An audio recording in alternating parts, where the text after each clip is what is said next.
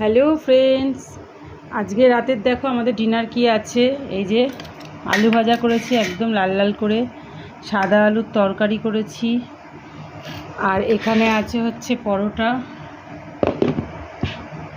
যেটা এখন আমি ওকে দেবো খেতে। দুটো দিচ্ছি, কারণ ঠান্ডা হয়ে যাবে। নিরামিষ বলো? হ্যাঁ, নিরামিষ তো বটেই, আজকে যেহেতু মানডে নিরামিষই খাই। তো এই ওকে দিয়ে দিলাম। আর খাওয়ার পর শেষ পাতে আছে এই যে গোলাপ জামুন। বেশি কিছু আজকে করিনি, নিরামিষ তাই। তো চলো, তোমাদের সঙ্গে ভিডিওটা শেয়ার করলাম। ভালো লাগলে অবশ্যই লাইক কমেন্টস করো। খুব নরম হয়েছে। ভালো হয়েছে?